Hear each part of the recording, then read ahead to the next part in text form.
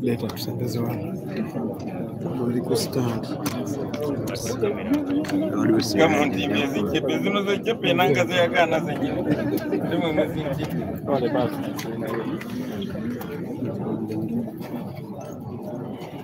Vai now,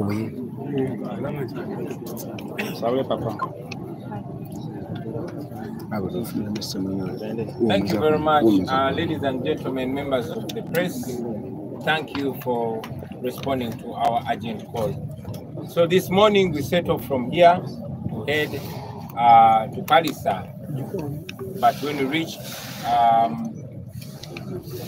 Sezibwa Bridge, as usual, the police had blocked the bridge. We could not pass, and then they also surrounded us from behind. We reached to them and asked what the problem is. Of course, they could not give us explanations. Many of them were saying the orders from above, we cannot proceed with what we were supposed to do. So they chased us back. Of course, along the way, they tear gassed the people that stood on the roadside, waved to us, which is illegal, which we condemn. Reaching here, we found a letter that the police wrote to us, signed by Frank Mosibwa, and it was to this effect. One, they said they asked us to show them the program and schedule and time of our activities, which we did. They claimed that we were meant to give them proof of permission from the owners or the controllers of the venues that we intended to use. We had done that, and we had given them that evidence. You know, they also asked us to give them proof of guarantee of public safety in terms of security and health, which we gave them. They also asked us to liaise with security people, the RPCs, DPCs, and DSOs. We did that. However, in the same letter, there were some ridiculous demands. Among them were that we don't hold public rallies and processions. But as you all know, other groups, other political parties, pressure groups, and political actors are having public rallies and they're having processions. We had carried a few pictures for you, ladies and gentlemen. As you can see, SJ, would you help me show the pictures? Even just as recent as yesterday, Mohozi's people were in the middle of Kampala carrying out a procession. That was yesterday. No police officer stopped them, no military stopped them, there was no tear gas or any. And these include even illegal ones, because an acting army officer is prohibited from engaging in partisan politics. But that is not our business, that is the illegality that we're used to. What we don't understand, what we don't agree with are the double standards. They are stopping us from having public rallies and processions. Other actors are having public rallies and processions. They, in this letter, asked us to have our activities in town halls, in enclosed halls. And as you can see, other people are having their activities in open air. So we are disturbed with the double standards of the police. They claim that other entities are law-abiding citizens, and that's why they're not stopping them, that they're following the directives. But we wonder which directives they are following that we are not following. They also ridiculously asked us to tell them the numbers of the people that we are expecting. Now, we don't know how to tell the numbers that we expect, because we know we have so many supporters, and it does not break the law to address our many supporters, especially when we have made it clear to them. This is our call. We are not contending the regulations. We are contending the double standards. We are contending the banning of our activities, and yet we are a legal entity. We are a registered political party. We've been asked to meet them on Monday to discuss this. So we've sat in a meeting with my fellow leaders, and we've agreed that on Monday, a group of our leaders will go to the police headquarters and engage the police and tell them the truth that we are telling you now, that they are operating on double standards. They are reduced to playing politics, and that is embarrassing them. They are spoiling the name of the police force, and the double standards should stop. So we were meant to proceed tomorrow to Tororo, and then on Monday we were meant to go to Mityana. We are not going to go to Tororo tomorrow, and on Monday we are not going to go to Mityana, so that our team of leaders can engage the police, and on Tuesday we shall proceed and head to Mukono for our legal activities. Mu Luganda basebo ne banyabo.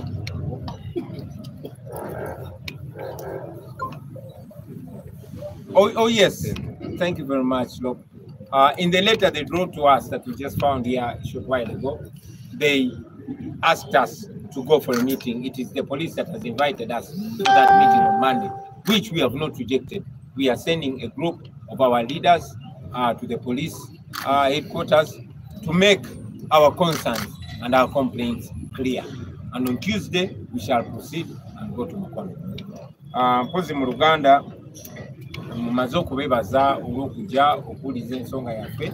Amakyaga leero twasimbudde nga tugenda Palisa okukwatagana n'abantu baffe nga bwe twabasuubiza mu phase eno ey'okubiri ey'okutaagalaga kwaffe eggwanga lyonna lyonna ekiri mu mateeka.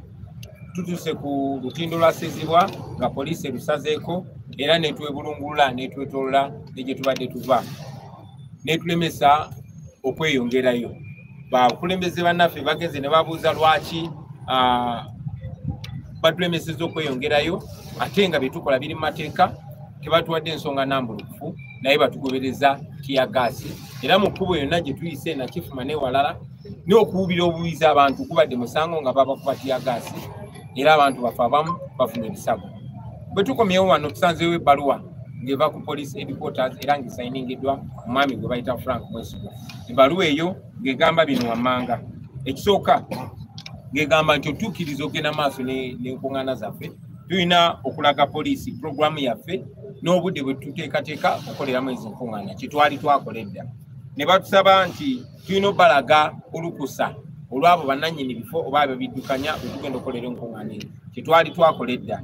Ne batusaba nti tubalage obukakafu obulaga nti waliwo okwerinda n'ebyobuyonjo mu bifo bye twateekateeka okubamu enkuŋŋaana kye twabalaze kye twali twabalaga olwedde. Ne batusaba n'okutusaba tukwatagane ne ba RPCs ba DPCs n'abalala kye twali twakola. Naye mu bbaluwa ey'emu gye batuwandiikidde mubaddemu ate ebintu bye tulowooza nti si bya bwenkanya ate si bya butegeevu. Mwe muli bino wammanga. Batusabye nti tetukola rallies mu lujjudde, tetukola rallies oba tetukola nkuŋŋaana nga ziri mu open oba nga ziri mu bisaawe oba ebifo ebitali biggale. Netubuunya lwaki ffe batukugira naye ate ng'ebibiina ebirala n'abantu abalala n'abakulembeze abalala ne bannabyabufuzi bo bagenda maaso n'enkuŋŋaana zaabwe mu kyere. Mwezo nga mwe muli n'abo abatazikola mu mateeka bazikola mu bumenyi bw'amateeka naye yo nsonga ya poliisi. Naye ate ffe buli kimu kye tukola mu mateeka bakiremeseza. Munajjukira bassebo ne bannyabo nti n'olunaku olw'eggulu Muhoozi n'abantu be bayisiza ekigulu mu kibuga Makati tewali poliisi yabakuteko, tewali tiyagasi yabuze.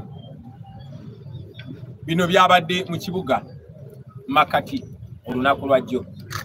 Munajjukira nti Balamu abadde akola enkuŋŋaana mu open, Kabanda abadde akola enkuŋŋaana mu open, n'abakulembeze abalala ne bannabyabufuzi abalala. Ate nga tetukirinako buzibu. Kye tulinako obuzibu lwaki ffe aba NUP tebatukkiriza kweyagalira mu ddembe lyaffe ng'ate tetulina tteeka litumenye.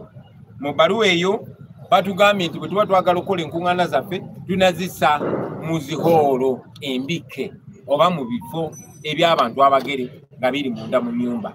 Ne twebuuza lwaki abalala basinkanira bantu mu bisaawe, lwaki ffe tetukkiriza kusinkana bantu mu bisaawe. Batusabye n'ekirala kye ndowooza nti kiri very unserious, si kya kintu kikulu. Batugambye nti tulina okubawa ennamba y'abantu be tusuubira okujja mu nkuŋŋaana zaffe. mwenanga bwe mmanyi basebo ne banyabo tugenda kubala tutya abantu titugenda kusuubira abantu 10 oba 2 oba 10 oba 100 abawagizi baffe bali mitwalo tugenda bateeka mu ruumu ki oba mu holo ki embike gye bagenda okujyamu naye ate era bino tebabisaba abantu balala bagenze maaso mu baluwa gye batuwandikidde ne bagamba nti abalala bonna tebabagaana kuba nkuŋŋaana zaabwe kuba bagoberera amateeka kati simanyi mateeka ki ge bagoberera ffe ge tutagoberera kubanga enkuŋŋaana zaabwe bazikuba mu lwatu bazikuba mu lukale bazikuba mu bisaawe ate tewali abakuba ku mukono twagala okukimekinga clear nti tetuwakanya mitendera gina kugobererwa ngava ku enkuŋŋaana kyetuwakanya bwe busosoze kyetuwakanya bwe kuwera enkuŋŋaana zaffe eziri mateeka ate nga balala bali mateeka so batuwandi mu baluwa eyo batusabye abakulembeze baffe babasinkane ku Mande bayite mu nsonga eno kyetutaganye era tubadde tulina okubeera leero batulemesezza okutuuka e Palisa enkya tubadde tugenda kubeera Tororo naye tetugenda genda Tororo ne ku Mande tubadde tulina kubeera Mityana naye tetugenda gendayo paka ku Mande abakulembeze baffe bagende basinkane tiimu y'abapoliisi ku kitebe kya poliisi bababulire ensonga zino zennyini zetubabuulira mu lwatu then ku Lwokubiri tugende maaso ne mukono era ab'emukono mutulinde ku Lwokubiri naye engeri gye tugoberera amateeka twagadde nnyo okukimekinga clear si ffe bamenya amateeka wabula poliisi yemenya amateeka era yo ensonga lwaki tuganye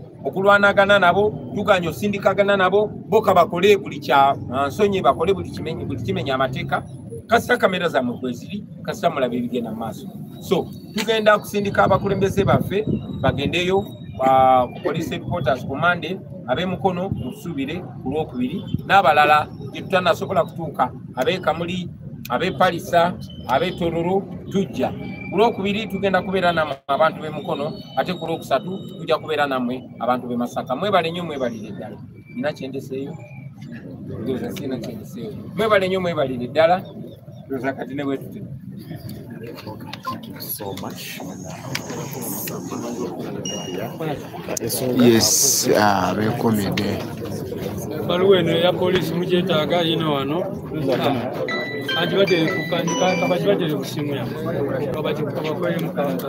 Yes, omulungi atraba ku Roger TV toyerabira subscribe our YouTube channel yaffe amanya n'eddoboozi kyambadde Musanze aliwo okuba ng'ambadde nkuweereza era nga bwetyo